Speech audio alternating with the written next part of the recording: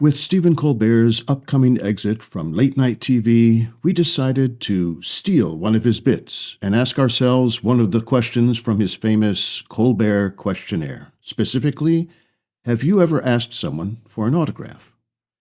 We'll get to those answers in a moment. First, we recorded this episode just after the passing of Robert Redford. So we put on our Siskel and Ebert hats and held our own Sundance Film Festival review. You guys have been watching Robert Redford movies, haven't you? Oh, Yes. yeah. Because we just lost the great Robert Redford. Mm-hmm. What have you been watching?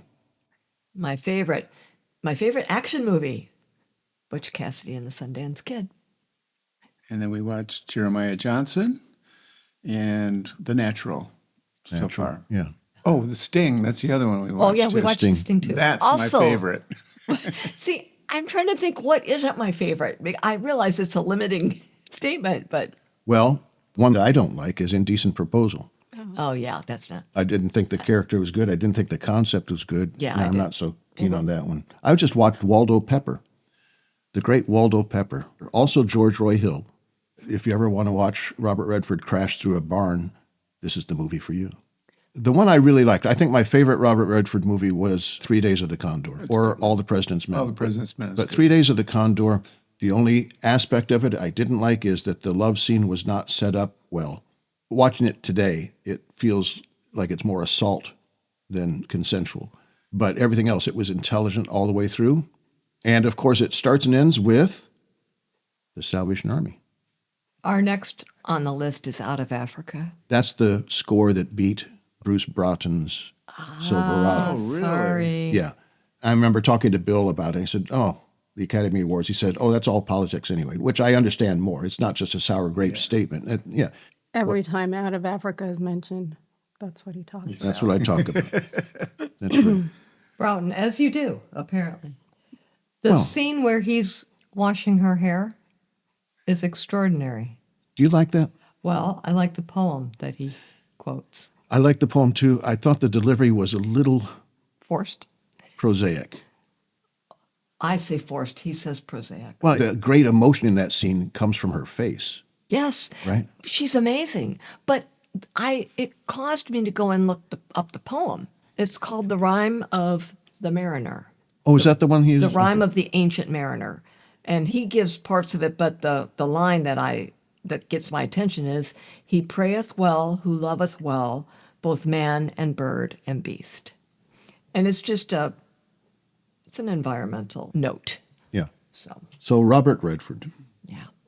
I miss him, and I never met him. I miss knowing he's there and the things that he did as his career took the turns it did.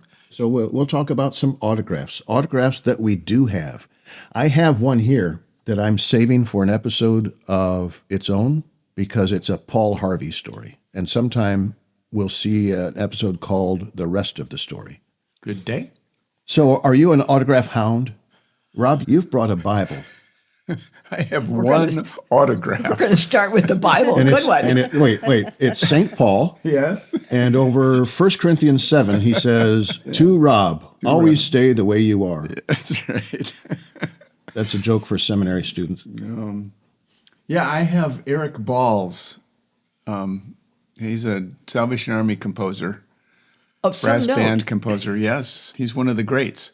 And he was at the Central Music Institute, Salvation Army, in 1979, the year that Jan and I were the Dean of Men and Women. This used to be Frank Hovelman and Mary Petrov. Yep. Back when CMI had really quality people out. Yeah, And then they had you and Jan. that's right. Did you have flashlights? The year after we were married. I don't remember having flashlights. I don't remember even going out looking for kids. Oh, Let him just. I think they were on their own that year. okay. So, but yeah, Eric Ball was the guest, and I had him sign my Bible, and he wrote, "In quietness and confidence shall be your strength." Eric Ball, CMI, 1979. And Days. did you say, I want him to sign a Bible, or that was in your hand when he was there? I think I wanted him to sign my Bible. Yeah. Yeah. Oh, it also has autograph of my wife in the front of it. Really? Yes. So I'm in the front cover and Eric Ball's in the back. Oh, that's pretty good. Think about Yes. that. Is it a gift autograph? It is. It Okay, was a so birthday. It was a birthday gift in 1979. So, Dee, you don't have anyone's autograph, do you? No. You know, if you're meeting someone famous, one, you have to get close enough to ask them. And then two, I think you're so starstruck. I think today, if I met someone, I'd be like, can I get your photo? Can we get a Selfie. Is that the new autograph, a selfies. selfie? I think so, yeah. But, you know, Hillary Clinton did wave to me. Yes. And I know this for a fact because we went to, it was during the Obama election and she came into Tampa she was campaigning for him. You guys went to a band rehearsal because it was a Monday. And so I stayed back and everyone was gone because I was just waiting. And so I stood on the corner. I was the only person and her car was coming out and she was in the back seat. And I was there by myself on the corner. It was quiet. And I just started waving at her and she smiled and really big and she smiled and she waved right back to me. And I was like, she recognized, like I got her attention. That's right. See, I couldn't have gotten her autograph though. Yeah. So But here we go. Madame Landry, Madame be a good Landry. Elmer Eisler, He was my choral conductor at U of T. Doreen Rao, My other choral conductor. and you never thought I should get their autographs. Oh, well, and then there's Otto Tucker, the Newfoundland author who wrote me a really nice note. So you all these people you've met, you've never gotten their autograph. If you could have gotten an autograph, whose autograph would you have gotten? Miss Barbra. I would love to sit and have a conversation. I mean, that's what I think about. It isn't so much her autograph. I would just like want to sit and just, ask her stuff that maybe we could connect on as singers and just, I don't know. I admire her for her strength and her ability to, I guess, break glass ceilings.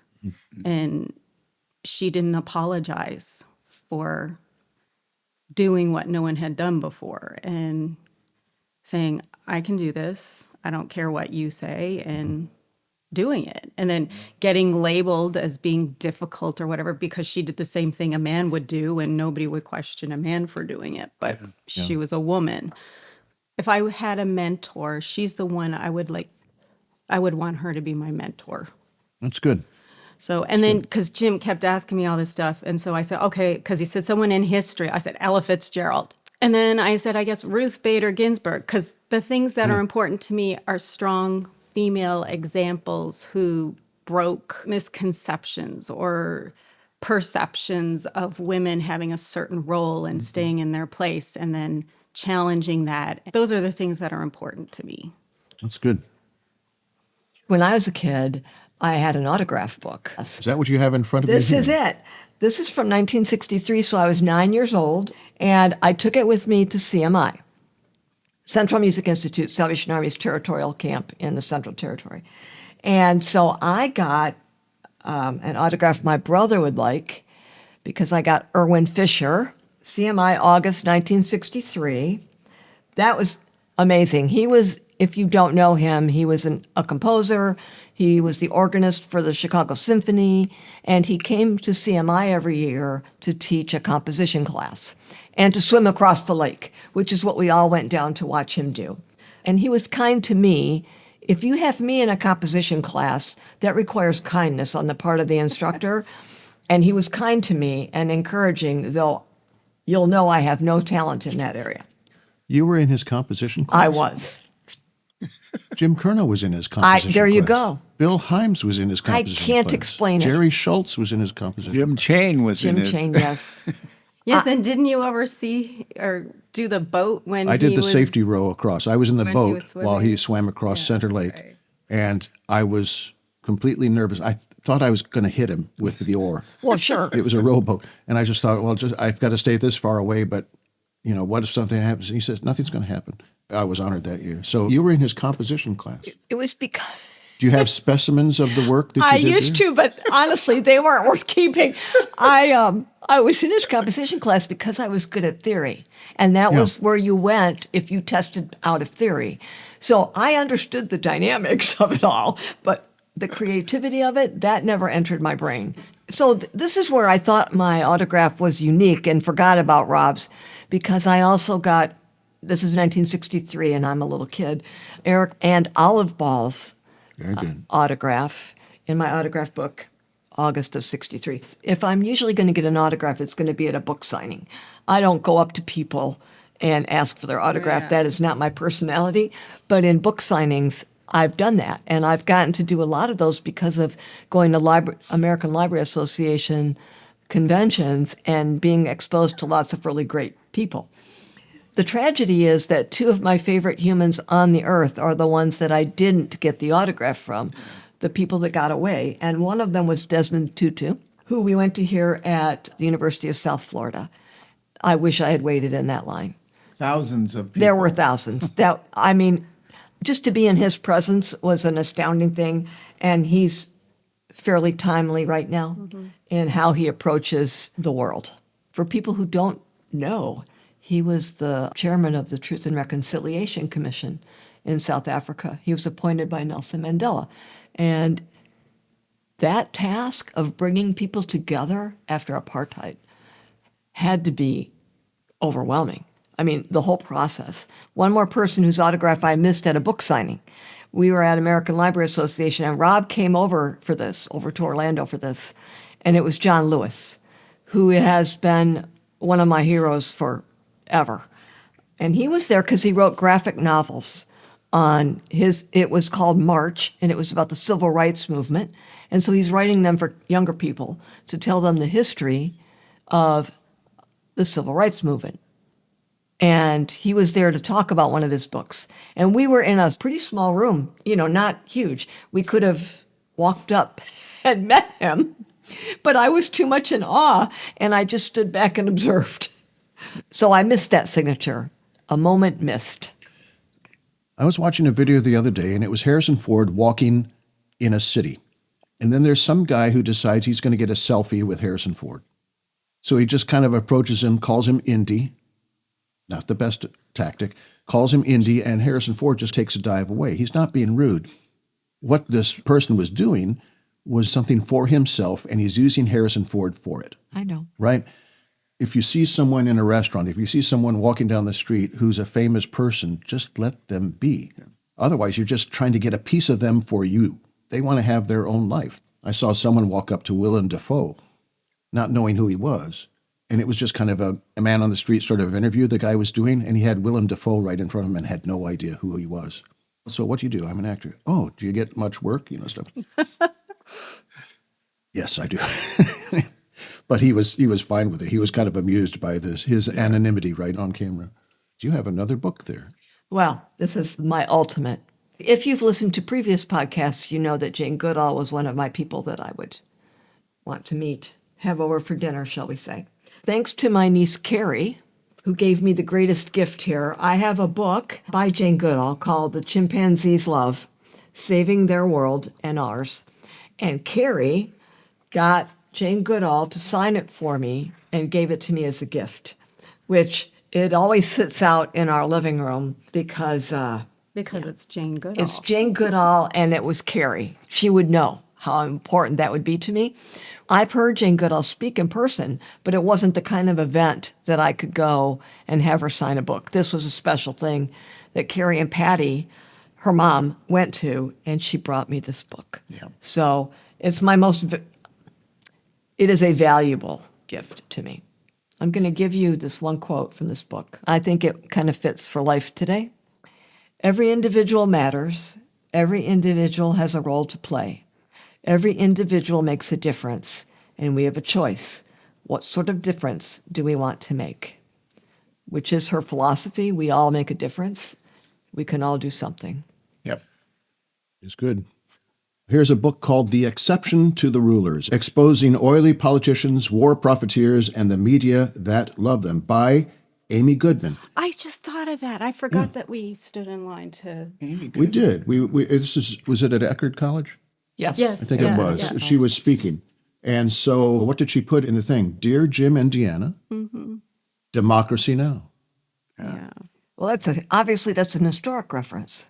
So she's a journalist. The main thing is that she's always asking the question, which voices in this story are not being heard?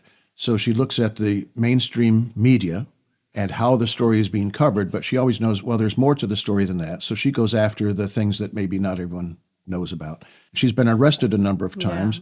Every time the charges have been dropped.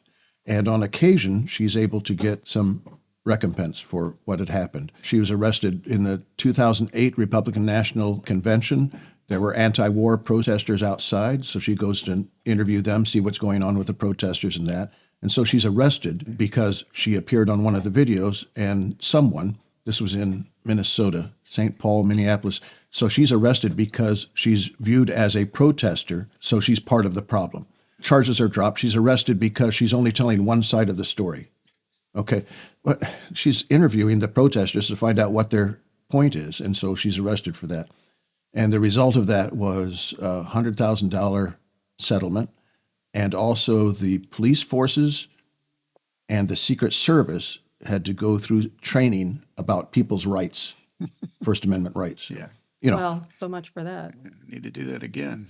The thing that I admire a lot about her is everyone is susceptible. She will take on Democrats and Republicans and anyone who she feels needs to be called out for. yeah. Well, she's on the radio in 2000 when Bill Clinton calls in as the president, Oh, yeah, and I it's a remember get out the hearing about vote that. thing. Yeah. So what's she going to do as a journalist? Just let him do his Right. narrative? It's a commercial. No, well, she's no, gonna- she's a journalist. Yeah, she was. So what she does is she starts questioning him about the policies and practices of his administration. And he went on to say she was hostile and combative, which translates to she didn't let him just do his narrative. She frustrated his narrative. Right. So that's something of Amy Goodman. So I got hers. Well, since we're talking about Bill Clinton, I have a book here by Michael Waldman called POTUS Speaks. Michael Waldman was to Bill Clinton what Toby Ziegler was to Jeb Bartlett, main speechwriter, head of communications and that, and he worked in the Clinton administration. So I got his autograph, which, see if he says anything. He writes something. To Jim, thanks for all you do, Michael Waldman. I was there with the Salvation Army. This was in September of 2000. And this was down in Miami area, and I took an ensemble down from the Bay Area. You know, Bill Clinton's happy song was Don't Stop Thinking About Tomorrow, the Fleetwood Mac song, right? Michael Waldman remembers a speech that Clinton gave at the end of his presidency. And he said, either whatever you think of me or whenever you think of me, don't stop thinking about tomorrow. And Michael Waldman says, I went back to listen to it, and I really wanted him to say, whatever you think of me, don't stop thinking about tomorrow. He says, but I listened to it carefully, and knowing the president as I do, he said, whenever you think of me, don't stop thinking about tomorrow, which I thought was an interesting confession. So that was Michael Waldman. I got that. It was, again, a book signing. The one that I really like as a book signing is from Buzz Aldrin. So I'm at Epcot, and who do I see in Epcot but Buzz Aldrin, and he's doing a book signing. I didn't even know he had written a book, but here's the book, Encounter with Tiber. It's a big, thick science fiction book about an encounter with Tiber. And he's co-written it with John Barnes. It's kind of a double book because it has to do with this civilization from some planet around Alpha Centauri. So it's a nearby star, as stars go. It's a neighboring star. And some civilization thousands of years ago had either contacted Earth or came to Earth or something. It's a bit like finding the monolith in 2001, where you realize there's traces of an ancient civilization, visitors, that they had planted some markers, I think, on the moon and on Mars. And so we discover them. So we're going to find out about the civilization. So half of it is us trying to figure out who they are. And then he intersperses chapters of archives of Tiber from their point of view about their civilization, about their history, what they've explored. And the idea was that their planet was in peril. And so they're looking for a place to go out into space to find out where they might go from there. So that's from Buzz Aldrin. And he was just sitting there in Epcot with these books. And it was just me. And so we had a little conversation. Jan, we had seen him in August of 69 Chicago. in Chicago. Yes. This was this enormous day that the 3 Apollo 11 astronauts had. They had a ticker tape parade in New York in the morning. They had one in Chicago that we saw. And then that night they were at a dinner in Los Angeles. So this was the victory lap for the Apollo 11 crew. And we saw them in Chicago. So that was Buzz Aldrin. So those are my 3. Would these autographs ever appear on Pawn Stars or Antique Roadshow or eBay? No. I would never sell something like that. You know, the thing is, these are people that mean something to us. That's the thing. People we admire, people that mean something to us. And I would argue people that helped us make our way, people who shaped us along the way in our lives. There are a few of the folks we've met on this journey, preserved in our memories and on a few scraps of paper. Oh, and also in a Bible. Now, that one autograph I've put aside for later, here's a preview.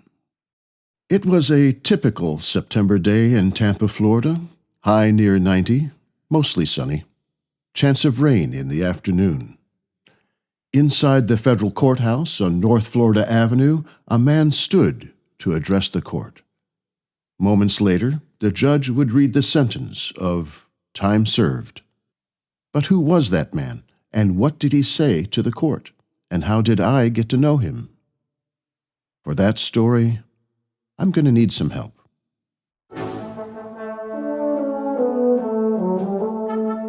This is where Paul Harvey comes in, but you'll have to wait until next week to hear the rest of the story. Until next time.